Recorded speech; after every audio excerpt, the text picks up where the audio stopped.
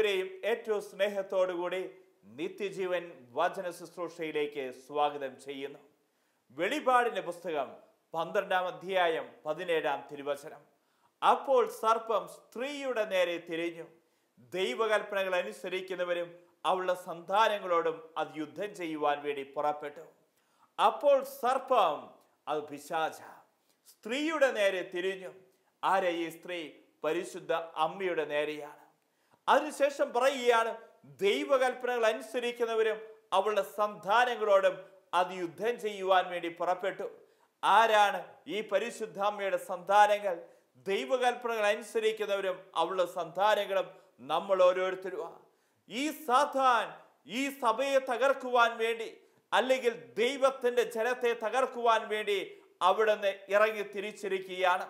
സാത്താനുമായുള്ള പോരാട്ടത്തിൽ ഒരു ക്രൈസ്തവന്റെ ഏറ്റവും വലിയ ശക്തിയാണ് പരിശുദ്ധ അമ്മ. അതുകൊണ്ടാണ് നമ്മൾ ഇങ്ങനെ പ്രാർത്ഥിക്കുന്നത്, നാരികീയ ശക്തിയുടെ തല തകർത്ത പരിശുദ്ധ അമ്മേ, തിന്മയിൽ നിന്നും തിന്മയുടെ സ്വാധീനങ്ങളിൽ നിന്നും ഞങ്ങളെ കാത്തുകൊള്ളണമേ എന്ന്.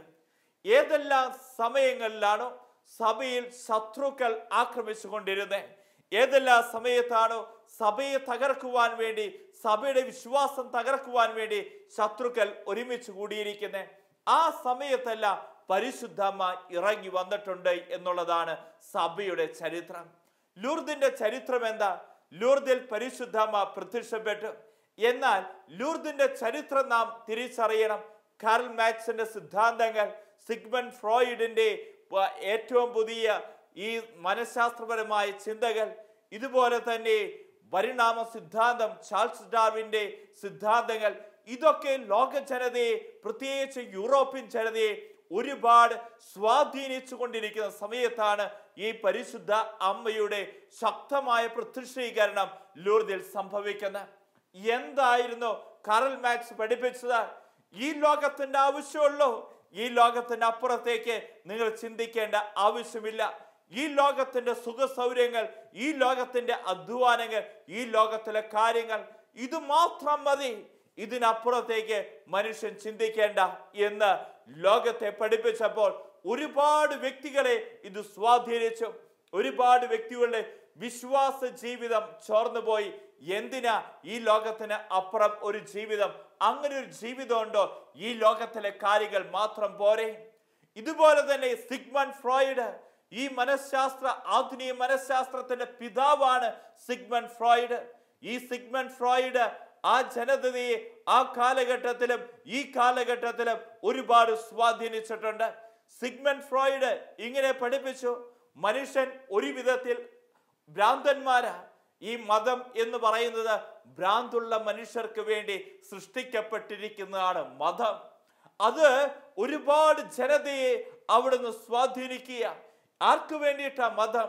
ആർക്കു വേണ്ടിയിട്ടാ ഈ മതത്തിന്റെ ആചാരങ്ങളും അനുഷ്ഠാനങ്ങളും? ഭ്രാന്തുള്ള മനുഷ്യർക്ക്, സുബോധമുള്ള മനുഷ്യർക്ക് മതത്തിന്റെ ആവശ്യമില്ല എന്ന് അദ്ദേഹം പഠിപ്പിച്ചപ്പോൾ ഒരുപാട് വ്യക്തികളെ അത് സ്വാധീനിക്കുകയുണ്ടായി. ഇതുപോലെ തന്നെ ചാൾസ് ഡാർവിൻ പരിണാമ സിദ്ധാന്തത്തിന്റെ പിതാവാണ്. മനുഷ്യന്റെ ഉത്ഭവം ദൈവത്തിൽ നിന്നല്ല. ഈ ചിന്തയും ഒരുപാട് യൂറോപ്യൻ ജനതയെ സ്വാധീനിച്ചു. ഇങ്ങനെയുള്ള ശക്തമായുള്ള വിപ്ലവാത്മകമായ ആശയങ്ങൾ ജനത്തിന്റെ തലയിൽ അടിച്ചു കയറിയിരിക്കുന്ന സമയമാണ്. ഇതുപോലെ തന്നെ ഈ ഫ്രഞ്ച് വിപ്ലവത്തിന്റെ ബാക്ക്ഗ്രൗണ്ട് നമ്മൾ മനസ്സിലാക്കണം. എത്രയോ നീചമായ രീതിയിലാണ് ഫ്രഞ്ച് വിപ്ലവം ആരംഭിക്കുന്നത്. എത്രയോ പരിശുദ്ധമായ ഈ നോട്ടർഡേം കത്തീഡ്രൽ, അതിന്റെ പ്രധാന ബലിപീഠം, ആ പ്രധാന ബലിപീഠത്തിൽ ഒരു വേശ്യയെ കൊണ്ടുപോയി കിടത്തിക്കൊണ്ട് ഈ ഫ്രഞ്ച് വിപ്ലവത്തിന് തുടക്കം കുറിക്കുകയാണ്. എന്നാൽ പ്രിയപ്പെട്ടവരെ, ഇങ്ങനെ ഇരിക്കുന്ന അവസരത്തിലാണ് പരിശുദ്ധ അമ്മ ലൂർദിൽ പ്രത്യക്ഷപ്പെട്ടുകൊണ്ട് പറഞ്ഞു, I am the immaculate conception. ഞാൻ അമലോത്ഭയാണ്, ഞാൻ പാപമില്ലാത്തവളാണ്, ഞാൻ കന്യകയാണ്. ഇത് ലോകത്തിന്റെ മുമ്പിൽ പരിശുദ്ധ അമ്മ അവിടുന്ന് തൻ്റെ പ്രത്യക്ഷീകരണത്തിലൂടെ അവിടുന്ന് വെളിപ്പെടുത്തി തരികയാണ്. നമ്മൾ ഓരോരുത്തരും ഓർക്കേണ്ട ഒരു കാര്യമുണ്ട്. ഇന്ന് എത്രയോ ധ്യാന കേന്ദ്രങ്ങളുണ്ട്. ഈ കേരളത്തിൽ തന്നെ എത്രയോ ധ്യാന കേന്ദ്രങ്ങളിൽ ഓരോ ആഴ്ചകളിലും ധ്യാനങ്ങൾ നടന്നുകൊണ്ടിരിക്കുന്നു. എന്നാൽ പ്രിയപ്പെട്ടവരെ, ലോകത്തിൽ ഏറ്റവും കൂടുതൽ മാനസാന്തരങ്ങൾ സംഭവിച്ചു കൊണ്ടിരിക്കുന്ന ഒരു സ്ഥലം ഏതാ? ഈ പരിശുദ്ധാമ്മ പ്രത്യക്ഷപ്പെട്ട ഈ ലൂർദിലല്ലേ? ഇതുപോലെ തന്നെ ഗാഡലൂപ്പെ മാതാവിന്റെ ചരിത്രം എന്താ? 1531 ഡിസംബർ 12 പരിശുദ്ധാമ്മ മെക്സിക്കോയ്ക്കടുത്തുള്ള ഈ മെക്സിക്കോയിലെ ഗാഡലൂപ്പെ എന്ന് പറയുന്ന സ്ഥലത്ത് പ്രത്യക്ഷപ്പെട്ടു. ഈ ഗാഡലൂപ്പെ മാതാവിന്റെ ചരിത്രം നമ്മൾ തിരിച്ചറിയണം. അവിടെ ഒരുപാട് അന്ധവിശ്വാസങ്ങൾ, നരബലി അവിടെ കൊണ്ടാടിക്കൊണ്ടിരുന്ന സ്ഥലം. ഓരോ ദിവസവും ഉണ്ടല്ലോ സൂര്യദേവന് വേണ്ടി അവർ നരബലി അർപ്പിച്ചിരുന്നു. ഒരു സ്ത്രീയെ, ഒരു കന്യയുടെ കഴുത്ത് വെട്ടി അതിന് രക്തം സൂര്യദേവന് ഒഴിച്ചുകൊണ്ടാണ് ഓരോ ദിവസവും അവിടെ നരബലി നടന്നുകൊണ്ടിരിക്കുന്നത്. അത്രമാത്രം സൂര്യദേവനോട് ആരാധന ഉണ്ടായിരുന്ന ഒരു സമൂഹമായിരുന്നു അവിടെ ഉണ്ടായിരുന്നത്. ഇങ്ങനെ ഇരിക്കുന്ന അവസരത്തിൽ ഇതിനെ ചെറുക്കുന്നതിന് വേണ്ടി, നരബലിയെ ചെറുക്കുന്നതിന് വേണ്ടി അവിടുത്തെ ഗവൺമെന്റ് ഇറങ്ങി തിരിച്ചു. പക്ഷേ അവർക്ക് അതിനെ തടയാൻ സാധിച്ചില്ല. പട്ടാളക്കാര് ഇറങ്ങി തിരിച്ചു, അവർക്കും അതിനെ ചെറുക്കാൻ സാധിച്ചില്ല. ഇങ്ങനെ ഇരിക്കുന്ന അവസരത്തിലാണ് പരിശുദ്ധ അമ്മയുണ്ടല്ലോ, ഡോൺ ജുവാൻ എന്ന് പറയുന്ന ഒരു കർഷകനായ മനുഷ്യന് പ്രത്യക്ഷപ്പെട്ടിരിക്കുക. ഈ മനുഷ്യൻ തന്റെ കൃഷിയിടത്തിലൂടെ നടന്നീങ്ങിയ ആ സമയത്ത് തന്റെ മുമ്പിൽ അതീവ സുന്ദരിയായ ഒരു സ്ത്രീ, ഈ സ്ത്രീ തന്നെ വെളിപ്പെടുത്തി കൊടുത്തു, ഞാൻ പരിശുദ്ധ കന്യാമറിയമാണ്, യേശുവിന്റെ അമ്മയാണ് എന്ന്. ഇതിനുശേഷം ഈ പാവപ്പെട്ട കർഷകനായ മനുഷ്യനോട് പറയുകയാണ്, നിങ്ങൾ പോയി സ്ഥലത്തെ മെത്രാനച്ചനോട് പറയണം, ഇവിടെ ഒരു ദേവാലയം പണിയണമെന്ന്. ഈ പാവപ്പെട്ട മനുഷ്യനോടി മെത്രാനച്ചന്റെ അടുത്തേക്ക്. അതിനുശേഷം മെത്രാനോട് പറഞ്ഞു, എനിക്ക് ഒരു കാര്യം പറയാനുണ്ട് പിതാവേ. ഇന്ന് ഞാൻ ഇങ്ങോട്ട് വരുന്ന വഴിക്ക് പരിശുദ്ധാമ്മ പ്രത്യക്ഷപ്പെട്ടു. ഈ പരിശുദ്ധാമ്മ എന്നോട് പറഞ്ഞു, മെത്രാനച്ചനോട് പറയണം ഇവിടെ ഒരു ദേവാലയം പണിയുവാൻ വേണ്ടി. ഈ മെത്രാനച്ചൻ അദ്ദേഹത്തോട് പറഞ്ഞു, എനിക്ക് ഒരു തെളിവ് വേണമെന്ന്. ഇതിനുശേഷം ഈ മെത്രാനച്ചന്റെ അടുക്കൽ നിന്ന് ആശീർവാദമൊക്കെ സ്വീകരിച്ച് ഈ കർഷകനായ മനുഷ്യൻ തൻ്റെ കൃഷിയിടങ്ങളിലേക്ക് തിരിച്ചു. പിറ്റേ ദിവസമായി അദ്ദേഹം ആഗ്രഹിച്ചു, ഇന്ന് പരിശുദ്ധ അമ്മയൊന്നും തൻ്റെ മുമ്പിൽ പ്രത്യക്ഷപ്പെടരുത് എന്ന്. അദ്ദേഹം മറ്റൊരു വഴിക്ക് പോവുകയാണ്. ആ സമയത്ത് വീണ്ടും പരിശുദ്ധാമ്മ തൻ്റെ മുമ്പിൽ പ്രത്യക്ഷപ്പെട്ടു. ഇദ്ദേഹത്തോട് പറഞ്ഞു, ഞാൻ ഇന്നലെ മെത്രാനോട് പറയാൻ പറഞ്ഞ കാര്യം നിങ്ങൾ പറഞ്ഞോ? ഇദ്ദേഹം പറഞ്ഞു, ഞാൻ മെത്രാനച്ചനോട് പറഞ്ഞു, പക്ഷേ മെത്രാനച്ചൻ ആവശ്യപ്പെട്ടിരിക്കുകയാണ് ഒരു അടയാളം കാണണമെന്ന്. എങ്കിലാണ് മെത്രാനച്ചൻ ഇത് വിശ്വസിക്കുകയുള്ളൂ. പ്രിയപ്പെട്ടവരെ, ഈ പരിശുദ്ധ അമ്മയുണ്ടല്ലോ, ഈ പാവപ്പെട്ട കർഷകനായ മനുഷ്യരെ തൊട്ടപ്പുറത്തുള്ള കൃഷിയിടങ്ങളിലേക്ക് കൂട്ടിക്കൊണ്ടുപോവുക. ഈ കൃഷിയിടങ്ങളിൽ ആ സമയത്ത് എന്തെന്നില്ലാത്ത ശൈത്യം, 3 അടി 4 അടി 5 അടി ഉണ്ടല്ലോ മഞ്ഞ് വീണ് കിടക്കുന്ന സ്ഥലമാണ്. എന്നാൽ ആ സ്ഥലത്ത് ഈ പരിശുദ്ധമ്മ ഈ കർഷകനെ കൂട്ടിക്കൊണ്ടു പോയപ്പോൾ അവിടെ കാണുന്ന എന്താണെന്നറിയോ? മനോഹരമായിട്ടുള്ള റോസാപ്പൂക്കൾ നിറഞ്ഞ ഒരു റോസാപ്പൂക്കളുടെ പൂന്തോട്ടമാണ് അവിടെ കാണുന്നത്. പരിശുദ്ധ അമ്മ എന്താ ചെയ്തേ? ആ റോസാ ചെടികളിൽ നിന്ന് റോസാപ്പൂക്കൾ ഓരോന്ന് മുറിച്ച് ഈ പാവപ്പെട്ട കർഷകന്റെ മേലങ്കിയിലേക്ക് ഇട്ടുകൊടുത്തു. ഒരു രീതിയിലും അവിടെ ഒരു ഇല പോലും കാണാൻ സാധ്യതയില്ല. കാരണം അത്രയും ശൈത്യം, ഒരു ജീവി പോലും ജീവിക്കാൻ പറ്റാത്ത അവസ്ഥ, അത്രയും ശൈത്യം. അങ്ങനെ ഇരിക്കുന്ന സ്ഥലത്താണ് മനോഹരമായിട്ടുള്ള റോസാപ്പൂക്കൾ നിറഞ്ഞു നിൽക്കുന്ന ഒരു പൂന്തോട്ടം അവിടെ കാണുന്നത്. തൻ്റെ ഈ മേലങ്കിയിലേക്ക് ഇട്ടിരിക്കുന്ന ഈ റോസാപ്പൂക്കളും എടുത്തുകൊണ്ട് ഈ പാവപ്പെട്ട കർഷകനായ മനുഷ്യൻ മെത്രാനച്ചന്റെ അടുക്കിലേക്ക് ഓടി. മെത്രാന്റെ മുമ്പില് ഈ റോസാപ്പൂക്കൾ കിടക്കുന്ന ഈ മേലങ്കി അങ്ങോട്ട് തുറന്നിട്ടപ്പോൾ മെത്രാനച്ചൻ അതിന്റെ മുമ്പിൽ മുട്ടുകൾ കുത്തി. പ്രിയപ്പെട്ടവരെ, പരിശുദ്ധ അമ്മ അവിടെ പ്രത്യക്ഷപ്പെട്ടതിന്റെ 5 വർഷം കഴിഞ്ഞപ്പോൾ ഈ ഗാഡലൂപ്പെ എന്ന് പറയുന്ന സ്ഥലത്ത് സംഭവിച്ചത് എന്താണെന്നറിയോ? ഇത് ഗവൺമെന്റിന് ചെറുക്കാൻ സാധിച്ചില്ല നരബലി, അതുപോലെ തന്നെ പട്ടാളത്തിന് ചെറുക്കാൻ സാധിച്ചില്ല നരബലി. എന്നാൽ അവിടെ നിന്ന് നരബലി എന്നേക്കുമായി അവസാനിക്കുകയാണ്. മാത്രമല്ല 8 മില്യൺ ജനം കത്തോലിക്ക വിശ്വാസം സ്വീകരിച്ചു എന്നുള്ളതാണ് അവിടെ നടന്ന അത്ഭുതം. നമ്മൾ തിരിച്ചറിയുക, പരിശുദ്ധ അമ്മയേക്കാൾ ഏറ്റവും വലിയ സുവിശേഷക ആരാ? പരിശുദ്ധാമ്മയേക്കാൾ വലിയ എവാഞ്ചലിസ്റ്റ് ആരാ? അതാ പ്രിയപ്പെട്ടവരെ, ഈ പരിശുദ്ധ അമ്മയുടെ ശക്തി ഓരോ മക്കളും തിരിച്ചറിയണം. ഇതുപോലെ തന്നെ മെക്സിക്കോയിൽ നമ്മൾ ചെന്ന് കഴിഞ്ഞാൽ അവിടെ കാണുന്നത് എന്താ? അത്ഭുതപ്പെടുത്തിയിട്ടുണ്ട് എന്നെ. അവിടെ ദിവസവും 3 വിശുദ്ധ കുർബാന, അതിനുശേഷം അവിടെ മനോഹരമായിട്ടുള്ള ജപമാല പ്രദക്ഷിണം. അവിടെ ആയിരക്കണക്കിന് കുമ്പസാര കൂടുകളാ. ഈ ആയിരക്കണക്കിന് കുമ്പസാര കൂടുകളിൽ ഓരോ മണിക്കൂറുകളിലും നടക്കുന്ന അനുതാപത്തിന്റെ ചുടുകണ്ണീര് എത്രയോ പേരെയാണ് വിശ്വാസ ജീവിതത്തിലേക്ക് തിരിച്ചു കൊണ്ടുവന്നത്. എത്രയോ വ്യക്തികളെയാണ് മനസാന്തര ജീവിതത്തിലേക്ക് കൂട്ടിക്കൊണ്ടുവന്നത്. പരിശുദ്ധ അമ്മ പ്രത്യക്ഷപ്പെട്ട സ്ഥലമാണ്. ഇതുപോലെ തന്നെ ഫാത്തിമയുടെ ചരിത്രം നാം തിരിച്ചറിയണം. ഫാത്തിമയെ സംബന്ധിച്ചിടത്തോളം ഈ റഷ്യൻ ആണവ ശക്തി ലോകത്തിന്റെ മുമ്പിൽ തന്നെ വലിയ ശക്തിയായി അവർ മാറിയിരിക്കുക. റഷ്യ ഇങ്ങനെ പ്രഖ്യാപിച്ചു, ഞങ്ങൾ ലോകത്തെ മുഴുവൻ തകർത്ത് കളയും, അതിനുള്ള നശീകരണ ശക്തി ഞങ്ങളുടെ കയ്യിലുണ്ട്. ഇതിന്റെ മുമ്പിൽ ആർക്കും ഒരു ഉത്തരം പോലും പറയാൻ സാധിക്കാത്ത അവസ്ഥ. കാരണം അത്രമാത്രം അണുവായുധ ശക്തി അവിടെ കയ്യിലുണ്ട്. അവിടെ കയ്യില് ലോകത്തെ തകർക്കാൻ മാത്രം സ്ഫോടന വസ്തുക്കൾ അവിടെ കയ്യിലുണ്ട്. ഇങ്ങനെ ഇരിക്കുന്ന സമയത്ത് പാവപ്പെട്ട മനുഷ്യര് കരകളിൽ ജപമാല എടുത്ത് പ്രാർത്ഥിക്കാൻ തുടങ്ങി. ദിവസം 30-40 നന്മ നിറഞ്ഞു മറിയുക പ്രാർത്ഥന പാവപ്പെട്ട മനുഷ്യര് അവിടെ പ്രാർത്ഥിക്കാൻ തുടങ്ങി. ഇങ്ങനെ ഇരിക്കുന്ന അവസരത്തിലാണ് പരിശുദ്ധ അമ്മ ഫാത്തിമയിൽ പ്രത്യക്ഷപ്പെട്ടുകൊണ്ട് പറയുകയാണ്, റഷ്യയെ പരിശുദ്ധ അമ്മയുടെ വിമല ഹൃദയത്തിന് പ്രതിഷ്ഠിക്കണം. പ്രിയപ്പെട്ടവരെ, ജോൺ പോൾ രണ്ടാമൻ മാർപ്പാപ്പ ഈ റഷ്യയെ പരിശുദ്ധ അമ്മയുടെ വിമല ഹൃദയത്തിന് പ്രതിഷ്ഠിച്ചു കഴിഞ്ഞപ്പോൾ അവിടെ സംഭവിച്ചത് എന്താ? ഈ റഷ്യയെ സംബന്ധിച്ചിടത്തോളം ഇതാ കമ്മ്യൂണിസം എന്നുള്ളത് തകർന്നടിയുന്നു. ബെർലിൻ മതിൽ തകർന്നടിയുന്നു. അതോടൊപ്പം തന്നെ മിഖായിൽ ഗോർബച്ചേവ് ജോൺ പോൾ രണ്ടാമൻ മാർപ്പാപ്പയും തമ്മിൽ നല്ല ഊഷ്മളമായ ബന്ധത്തിലേക്ക് തിരിച്ചു വന്നു എന്നുള്ളതാണ്. 1960 വലിയ രീതിയിൽ യുഎൻഒയില് സമ്മേളനം നടന്നുകൊണ്ടിരിക്കുക. ഈ യുഎൻഒയിൽ സമ്മേളനം നടന്നുകൊണ്ടിരിക്കുമ്പോൾ അതിൻ്റെ പ്രധാന പീഠത്തിൽ കയറി നിന്ന റഷ്യൻ നേതാവായ ക്രൂസ്ചേവ് നടത്തുന്ന ഒരു പ്രസംഗമുണ്ട്. യൂറോപ്പിനെയും അമേരിക്കയും ഞങ്ങൾ തകർത്തു കളയും. ഇതിന്റെ മുമ്പില് ലോക നേതാക്കന്മാർക്ക് ഒന്നും തന്നെ സംസാരിക്കാനില്ല. ഇതിന്റെ മുമ്പില് ഒരു പോംവഴിയും ലോകത്തിന്റെ മുമ്പിൽ ലോക നേതാക്കന്മാര് കാണുന്നില്ല.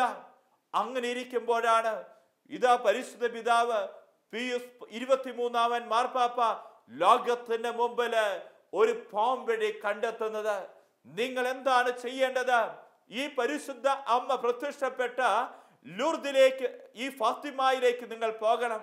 ഫാത്തിമയിൽ ഒരു മെയ് മാസത്തിൽ ഈ പാവപ്പെട്ട മനുഷ്യരോട് പറയുകയാണ്, ഒരു രാത്രി മുഴുവൻ നമുക്ക് ജപമാല ചൊല്ലി പ്രാർത്ഥിക്കാം. 33ഓളം രൂപതകളുടെ സപ്പോർട്ടോടുകൂടി ഈ ഫാത്തിമയിൽ ജനം മുഴുവൻ തമ്പടിച്ചിരിക്കുകയാണ്. ആ രാത്രി മുഴുവൻ ജനം ശക്തമായ മഴ പെയ്തുകൊണ്ടിരിക്കുക. ഇതിന്റെ മധ്യേ നിന്നുകൊണ്ട് ഈ പാവപ്പെട്ട ജനം ജപമാല ചൊല്ലി പ്രാർത്ഥിക്കാൻ തുടങ്ങി. അന്ന് ആ ജപമാല ചൊല്ലി പ്രാർത്ഥിച്ച രാത്രിയിൽ സംഭവിച്ചത് എന്താണെന്നറിയോ? റഷ്യയെ സംബന്ധിച്ചിടത്തോളം റഷ്യയുടെ സ്ഫോടക വസ്തുക്കൾ വെച്ചിരിക്കുന്ന ആ സ്ഥലം, ആ ഫാക്ടറി തകർന്ന് തീപിടിച്ച് നശിച്ചു പോവുകയാണ്. മാത്രമല്ല 300ഓളം ശാസ്ത്രജ്ഞന്മാരുണ്ടല്ലോ അവിടെ കൊല്ലപ്പെടുകയാണ്. പ്രിയപ്പെട്ടവരെ, അതിനെക്കുറിച്ച് പിറ്റേ ദിവസം പത്രങ്ങളിൽ വന്ന വാർത്ത ഇങ്ങനെയാണ്: റഷ്യ 25 വർഷം പുറകിലേക്ക് പോയിരിക്കുന്നു. നമ്മൾ ഓർക്കണം, പഠിച്ചുകൊണ്ടിരിക്കുന്ന ഒരു വിദ്യാർത്ഥിയെ സംബന്ധിച്ചിടത്തോളം 1 വർഷം പുറകിലേക്ക് പോയ ആ വിദ്യാർത്ഥിയുടെ അവസ്ഥ എന്താ? ആ വിദ്യാർത്ഥിയെ സംബന്ധിച്ചിടത്തോളം 25 വർഷം ഒരു വിദ്യാർത്ഥി പുറകിലേക്ക് പോയാലോ പിന്നെ പ്രത്യേകിച്ച് കാര്യമൊന്നുമില്ല. ഇതുപോലെ തന്നെയാ റഷ്യയെ സംബന്ധിച്ചിടത്തോളം 25 വർഷം പുറകിലേക്ക് പോയി. ഇനി റഷ്യക്ക് ഒരു പ്രതീക്ഷയില്ല. അങ്ങനെ ഇരിക്കുന്ന അവസ്ഥയിലേക്ക് റഷ്യ പോവുക. വീണ്ടും പ്രിയപ്പെട്ടവരെ, കാണാൻ സാധിക്കും ഈ ഫാത്തിമയിൽ ജനം തമ്പടിച്ച്, വിശ്വാസികൾ തമ്പടിച്ച് ആ മെയ് മാസത്തിൽ ജപമാല ചൊല്ലി പ്രാർത്ഥിച്ചതിന്റെ 25ാം വാർഷികമുണ്ടല്ലോ അവർ ആഘോഷിക്കാൻ തീരുമാനിച്ചു. ജോൺ പോൾ രണ്ടാമൻ മാർപ്പാപ്പ ജനത്തെ ആഹ്വാനം ചെയ്യുകയാണ്, ഫാത്തിമയിൽ ഒരുമിച്ച് കൂടാൻ വേണ്ടി അവിടെ ഇതുപോലെ തന്നെ വലിയ ജനസമൂഹം കരങ്ങളിൽ ജപമാല എടുത്ത് പ്രാർത്ഥിക്കാൻ തുടങ്ങി. ആ സമയത്തും ആ രാത്രി സംഭവിച്ചത് എന്താണെന്നറിയോ? റഷ്യയുടെ അണുവായുധങ്ങൾ കൊണ്ടുപോകുന്ന വാഹനങ്ങൾ മുഴുവൻ തകർന്ന് നശിച്ചു പോവുകയാണ്. മാത്രമല്ല, ഇതിനൊക്കെ പിന്നിൽ ചുക്കാൻ പിടിച്ചിരുന്ന ഒരു ശാസ്ത്രജ്ഞനുണ്ട്. അദ്ദേഹവും അധികം താമസിയാതെ മരിച്ചു പോവുകയാണ്. എന്നാൽ പ്രിയപ്പെട്ടവരെ, നമ്മൾ ഓരോരുത്തരും തിരിച്ചറിയേണ്ട ഒരു കാര്യമുണ്ട്.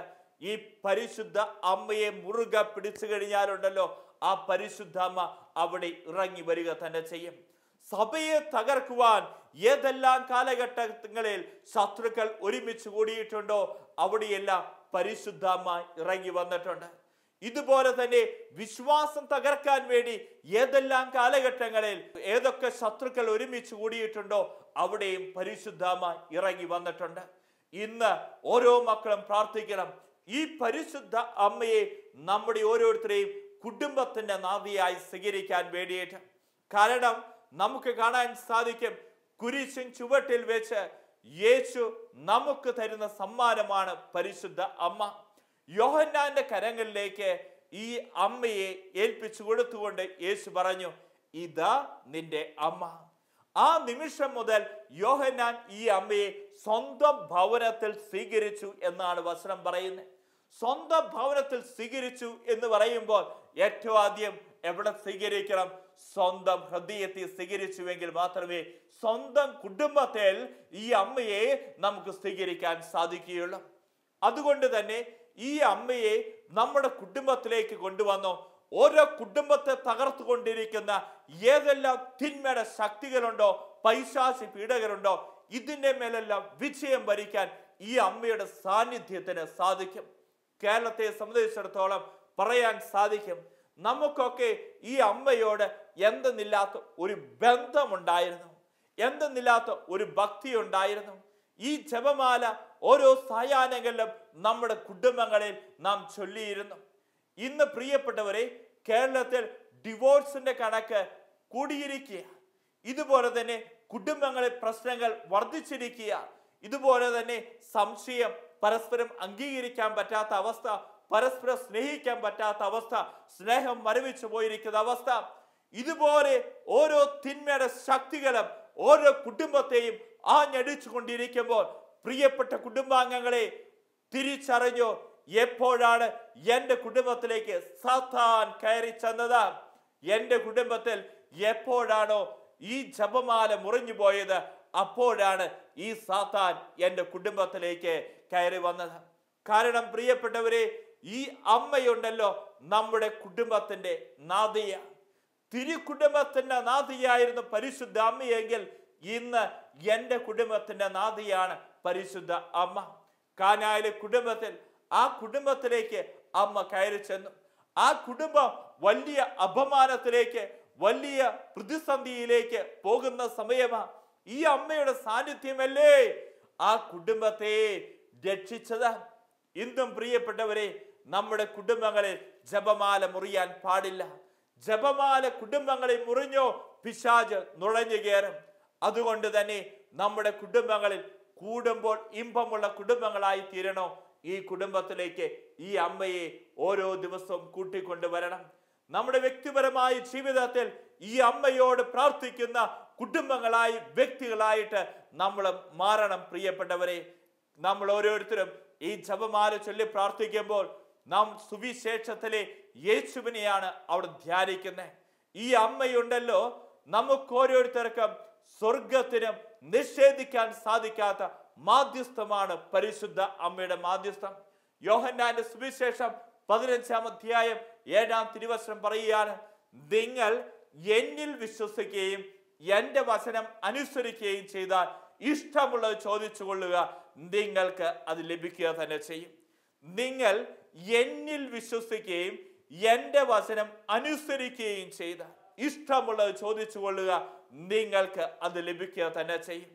എങ്കിൽ പ്രിയപ്പെട്ടവരെ, ഈ അമ്മയെ കുറിച്ച് പറയാൻ സാധിക്കും, നിങ്ങൾ എന്നിൽ വിശ്വസിച്ചു, എൻ്റെ വചനം അനുസരിച്ച സ്ത്രീയാണ് ആര്? ഈ പരിശുദ്ധ അമ്മ. അതുകൊണ്ട് തന്നെ ഈ പരിശുദ്ധ അമ്മയുടെ മാധ്യസ്ഥം സ്വർഗത്തിന് നിഷേധിക്കാൻ കഴിയാത്ത മാധ്യസ്ഥമാണ്. നമ്മൾ ഓരോരുത്തരും ഈ അമ്മയോടൊന്ന് മാധ്യസ്ഥം വ്യാപിച്ചു നോക്കി, ഓരോ വ്യക്തികളുടെയും ജീവിതത്തിൽ കാണാൻ സാധിക്കും. ഈ അമ്മ അവരുടെ ജീവിതത്തിൽ വ്യക്തിപരമായി ഇടപെട്ട അനുഭവങ്ങൾ ഇല്ലേ? ഓരോ കുടുംബത്തിനും പറയാനുണ്ട്. എങ്കിൽ നമ്മുടെ കുടുംബത്തിൽ ഈ അമ്മയുടെ സാന്നിധ്യം കുറഞ്ഞു പോയിട്ടുണ്ടെങ്കിൽ നമുക്ക് തിരിച്ചു കൊണ്ടുവരാം. ഓരോ ദിനവും ഓരോ നിമിഷവും ഈ അമ്മയോട് പ്രാർത്ഥിച്ചോ. നന്മ നിറഞ്ഞ മറിയമേ സ്വസ്തി, കർത്താവ് അങ്ങയുടെ കൂടെ, സ്ത്രീകൾ അങ്ങ് അനുഗ്രഹിക്കപ്പെടാനാവുന്നു, അങ്ങയുടെ ഉദരത്തിൻ ഫലമായി ഈശോ അനുഗ്രഹിക്കപ്പെടാനാവുന്നു. പരിശുദ്ധ മറിയമേ തമ്പുരാന്റെ അമ്മേ, പാപികളായി ഞങ്ങൾക്ക് വേണ്ടി ഇപ്പോഴും ഞങ്ങളുടെ മരണസമയത്തും തമ്പുരാനോട് അപേക്ഷിച്ചു കൊള്ളണമേ. ആമേൻ. പിതാവിൻ്റെയും പുത്രൻ്റെയും പരിശുദ്ധാത്മാവിൻ്റെയും നാമത്തിൽ ആമേൻ.